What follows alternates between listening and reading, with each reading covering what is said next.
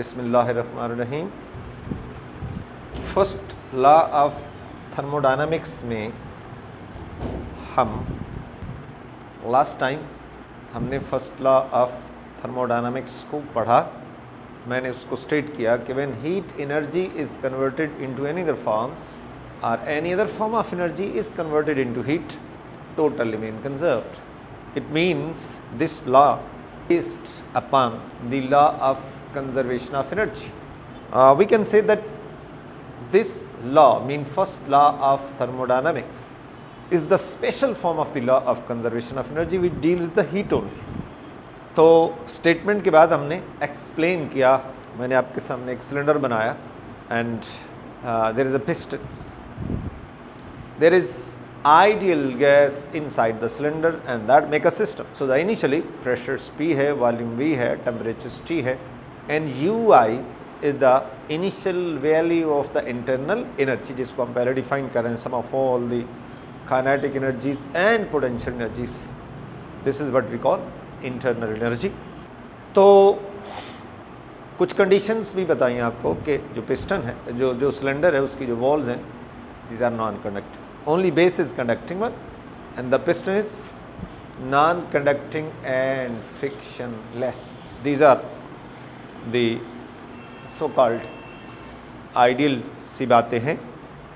Now we heat up, system absorb energy, molecule absorb energy, their kinetic energy increases. As a result, pressure भी बढ़ता है, internal energy भी बढ़ती है और टेम्परेचर बढ़ता है.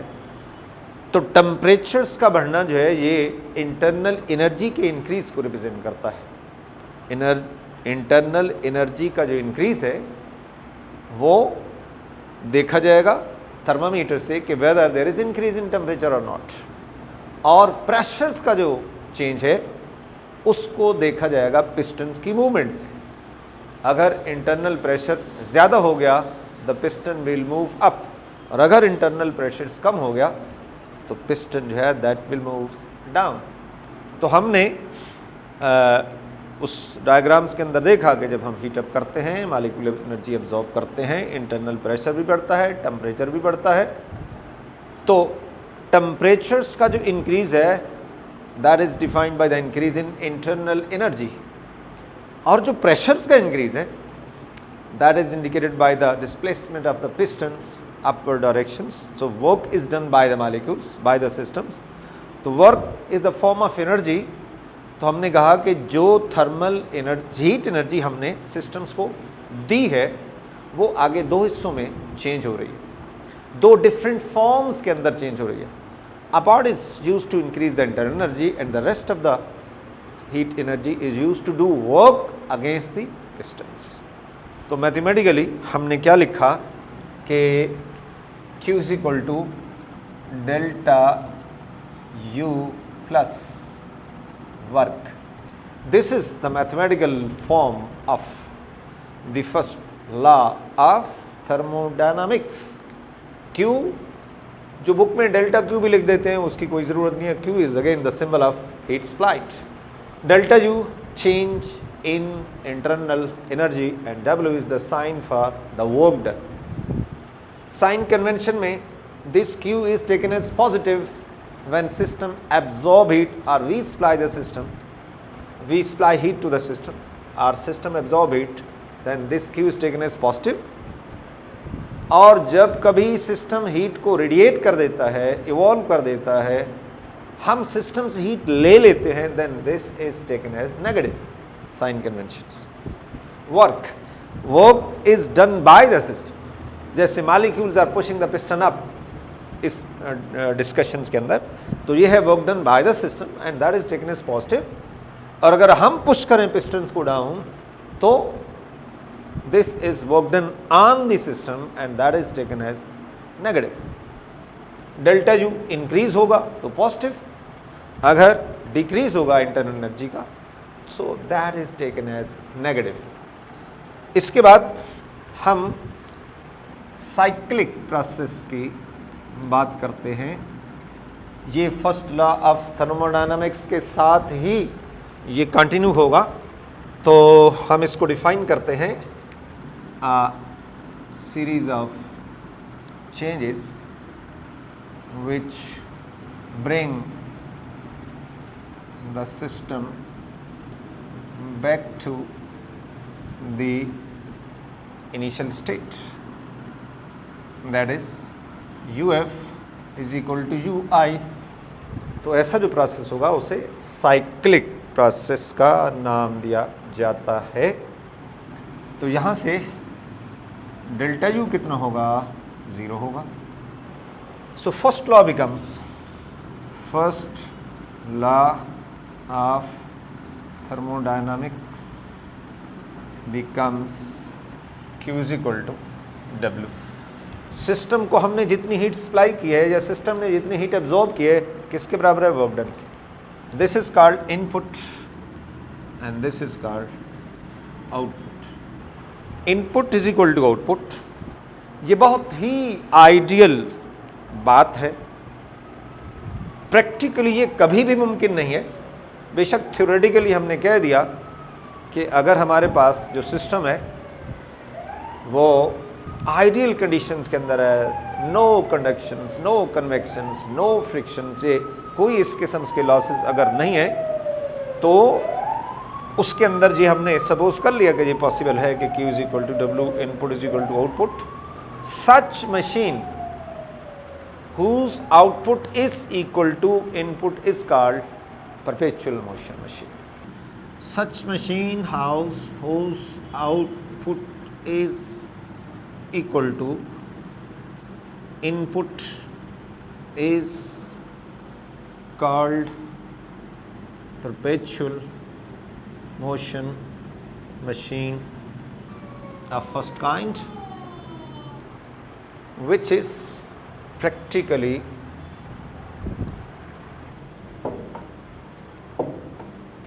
such machine whose output is greater than the input, whose output is greater than the input is called perpetual motion machine of first kind. अब एक स्टेटमेंट फर्स्ट लॉ की इस तरह भी की जा सकती है कि हमने फर्स्ट लॉ के मुताबिक अगर हमारा प्रोसेस साइक्लिक है और आइडियल कंडीशंस हैं तो output is equal to input, जबकि परपेचुअल मोशन मशीन वो होती है whose output is greater than input, ये है perpetual motion machine of first kind. So the first law can be stated,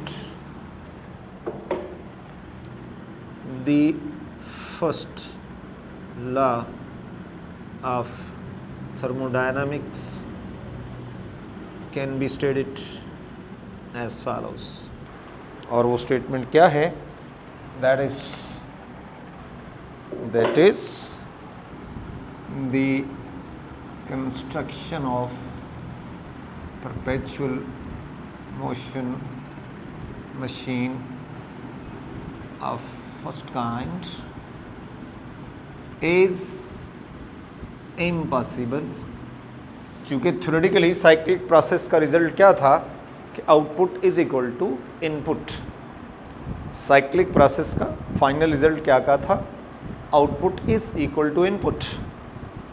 so such machine whose output is greater than input, the construction of such machine is impossible. This is another statement of the first law of thermodynamics. This is another statement of the first law of thermodynamics.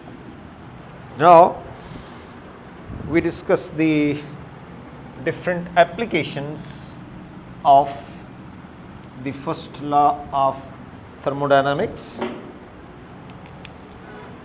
तो application में सबसे पहले number पे isobaric process. Isobaric process हम इसको define कैसे करते हैं, the process in which pressure remains constant is called isobaric process.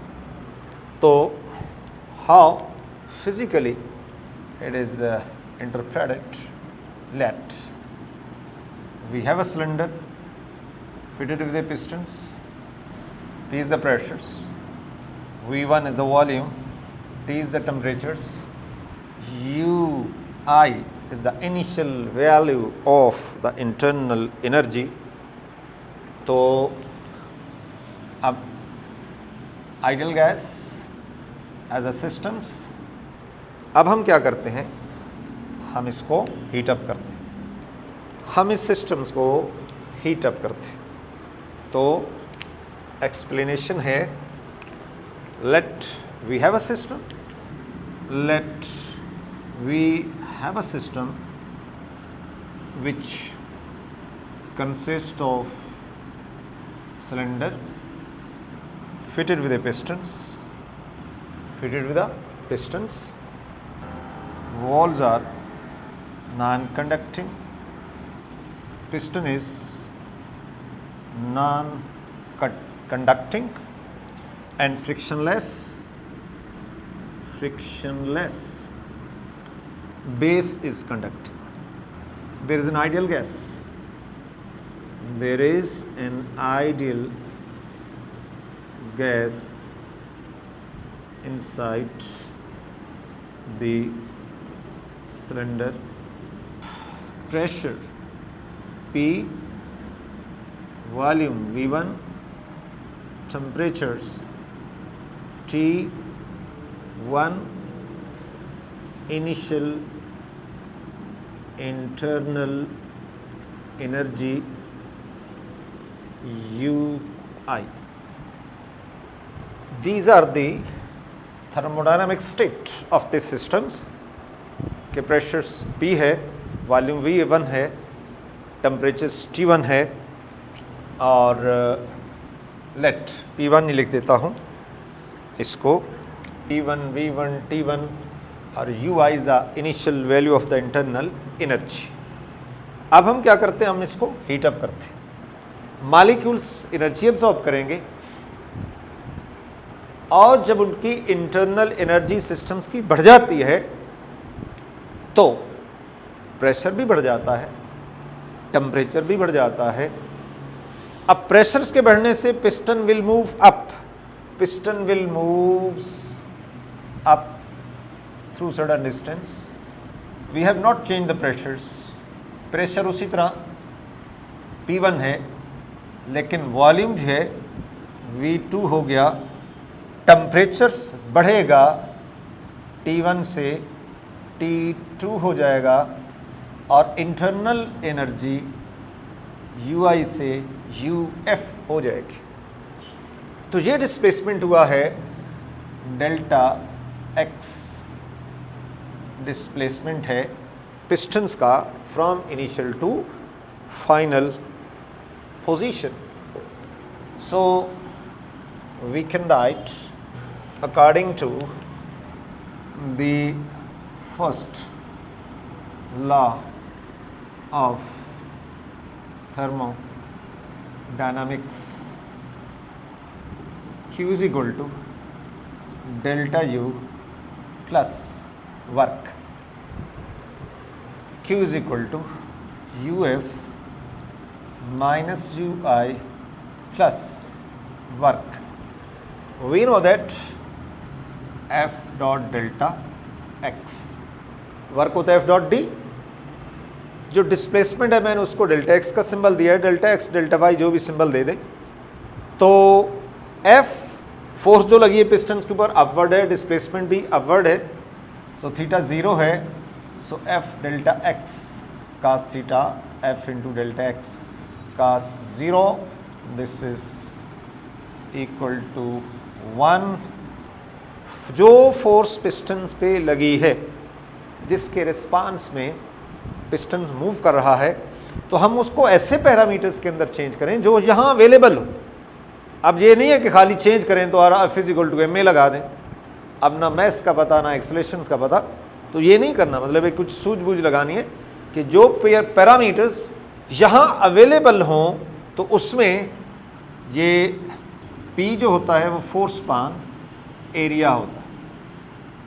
तो यहाँ से F किसके बराबर आ गया, P इंटू ए आ गया, इसलिए वर्क डन बराबर है P into A into delta X and this is P जो प्रेशर है हमारे पास, और A इंटू डेल्टा एक्स ये डेल्टा V के बराबर है।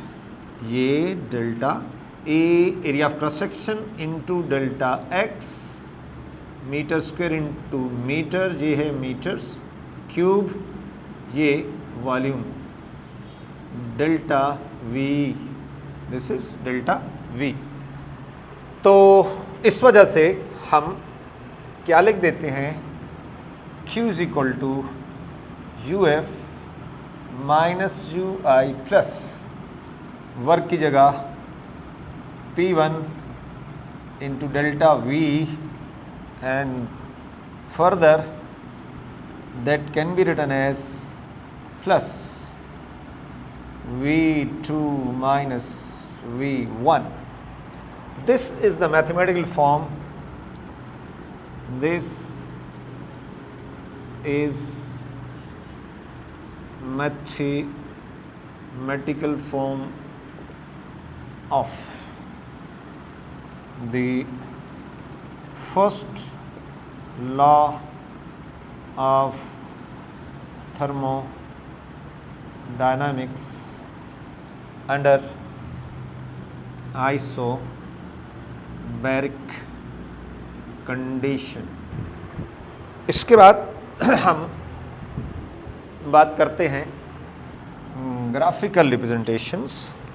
तो उसके लिए हम ये वॉल्यूम है इधर और इधर प्रेशर है और P1 है, वॉल्यूम V1 है, और यहाँ से ये इंक्रीज़ हुआ अप टू दिस जहाँ वॉल्यूम है V2, pressure P1, volume V1, temperature T1, pressure P1, volume V2, temperature T2.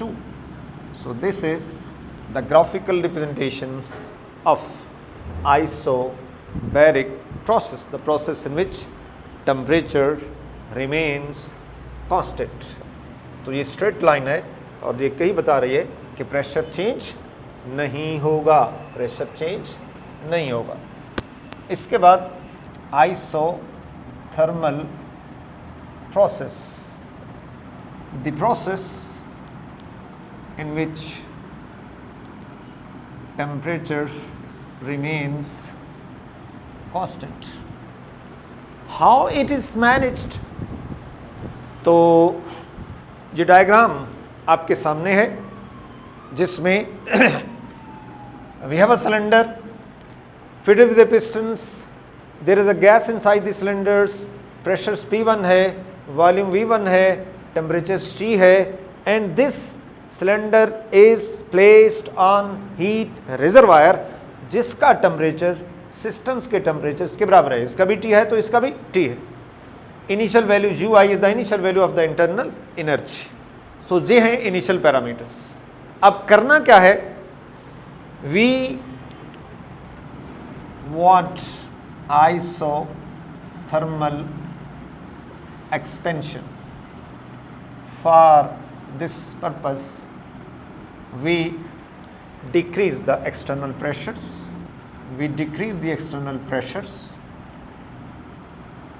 from P1 to P2, so piston volume increases from V1 to V2 on the cost of internal energy, which decreases, so temperature decreases. Because of this temperature difference, heat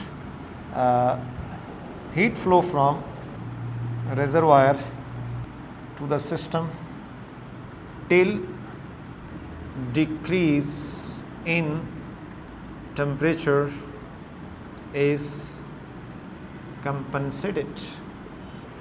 ये heat का flow कब तक रहेगा reservoir से systems की तरफ?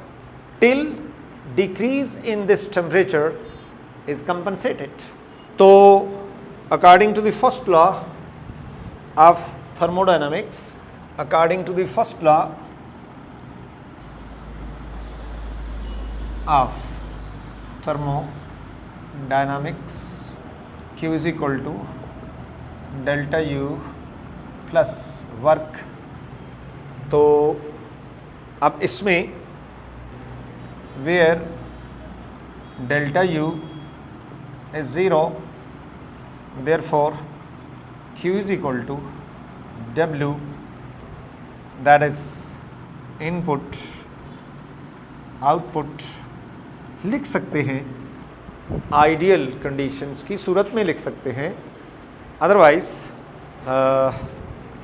हम इसमें ये कहेंगे कि हमने जितनी भी हीट सप्लाई की है वो किधर गई? That is used to do work against the pistons, that is used to do work against the pistons.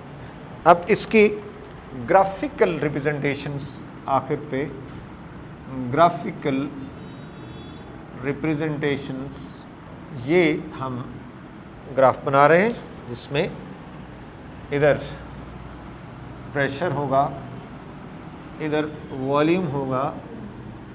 तो initial pressures P1, volume V1। अब हम प्रेशर्स को डिक्रीज़ करते हैं, वॉल्यूम इंक्रीज़ होता है, प्रेशर्स को P2 कर दिया, वॉल्यूम इंक्रीज़ हो गया टू V2, और ये ग्राफ बना हमारे पास। यहाँ से ये ग्राफ आ रहा है और ये है पॉइंट P1, V1, T1 और P2, V2, T1।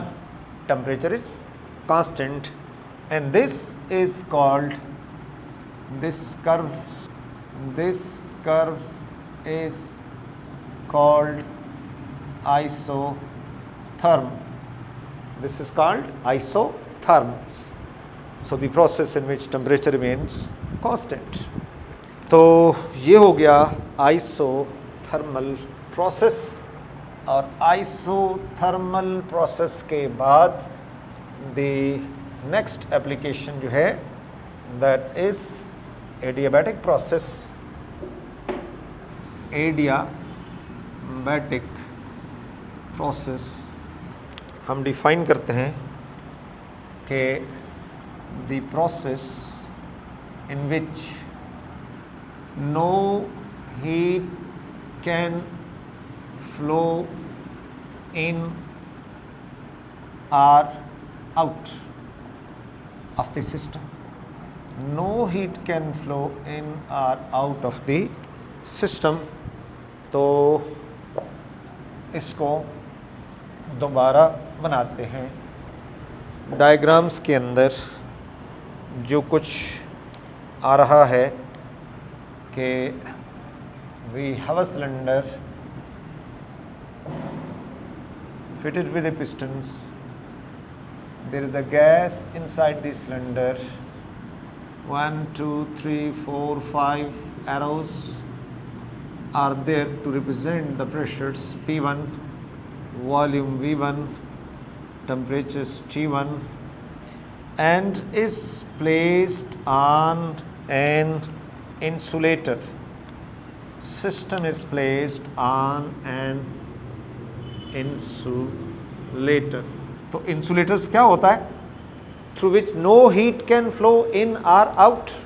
तो सिस्टम्स को हमने इंसुलेटर्स पे रख दिया, no heat can flow in or out of the systems. और हमने जो डिस्कस करना है वो डिस्कस भी आइसोथर्मल एक्सपेंशंस को करना है।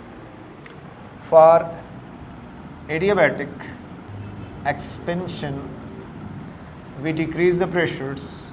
लेट, मैं कहता हूँ मैंने एक वेट जो है वो एरो एक वेट को रिप्रेजेंट कर रहा है, मैंने उसको उठा दिया तो क्या होगा, पिस्टन ज़रा सा ऊपर जाएगा और रुक जाएगा। मॉलिक्यूल्स ने काम किया on the cost of internal energy जो डिक्रीज होगी, but not compensated bye any means, लिहाजा मॉलिक्यूल जो है वो परेशान होके रुक जाते हैं।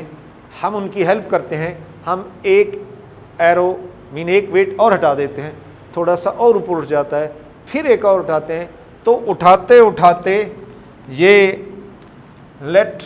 जो पिस्टन है वो यहाँ पे आ जाता है and there is only one arrows mean one weight is there. इतना ज़्यादा हमने डिक्रीज जो है वो करना पड़ेगा, एडियाबैटिक एक्सपेंशन में बहुत ज़्यादा डिक्रीज करना पड़ेगा, और उसकी वजह साफ जाहिर है कि no compensation is made by any means because system is placed on an insulators.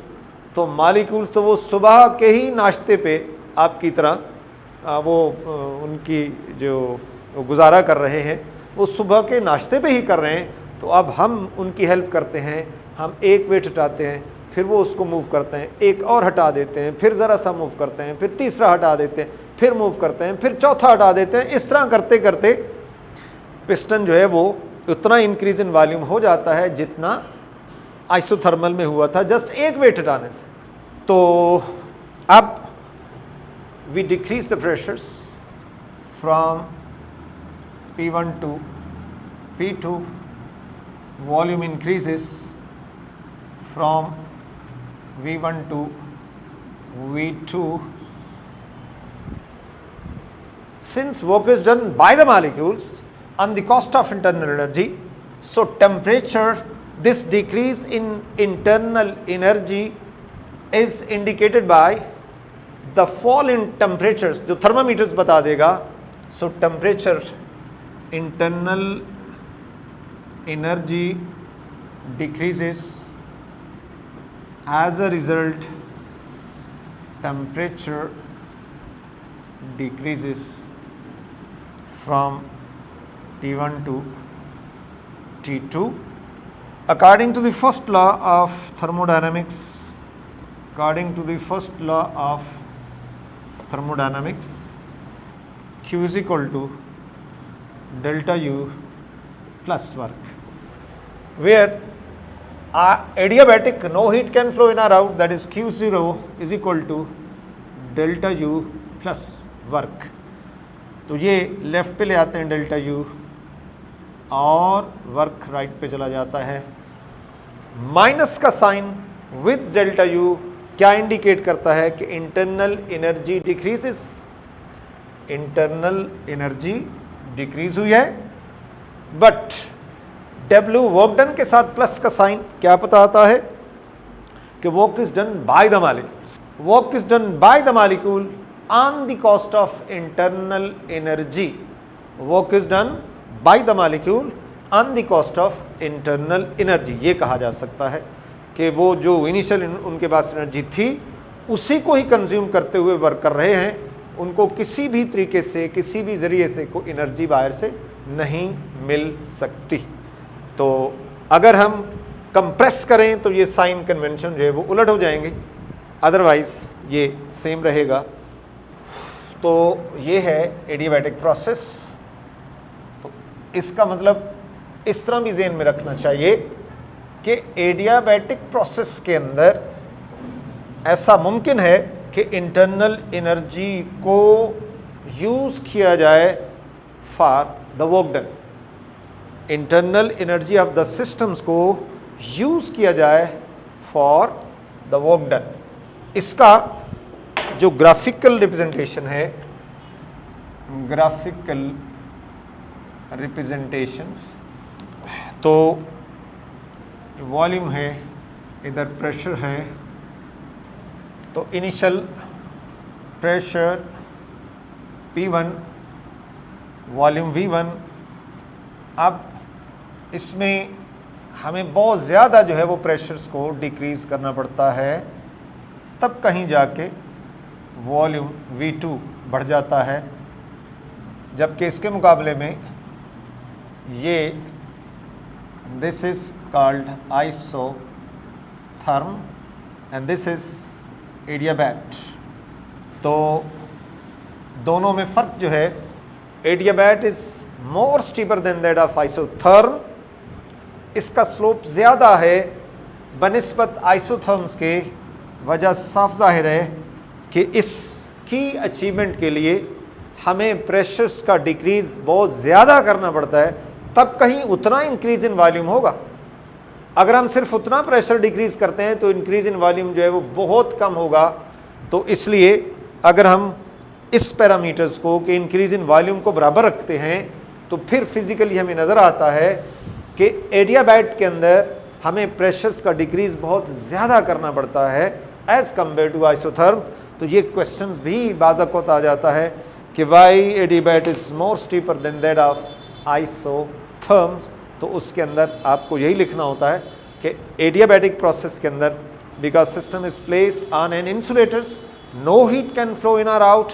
तो हमने जो वर्क डन करना है, एक्सपेंशंस करनी है, तो फिर प्रेशर्स का डिक्रीज़ ही बहुत ज़्यादा करेंगे, तब कहीं जाके वॉल्यूम का इंक्रीज़ जो है वो उतना होगा जितना कि आइसोथर्म्स के अंदर होता है। इसलिए एडियाबैटिक कर्व जो है उसका जो स्लोप होता है वो ज़्यादा होता है।